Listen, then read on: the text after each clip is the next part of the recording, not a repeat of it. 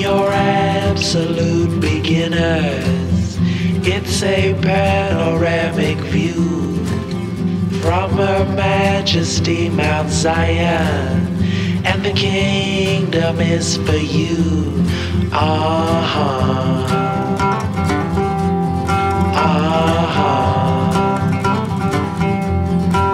When you tumble upon that valley, shark or sparrow line the stairs. When the arrows start descending, then they scatter everywhere.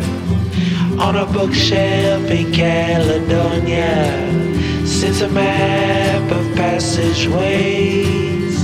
Best to stumble upon Mount Zion to behold the natural gates.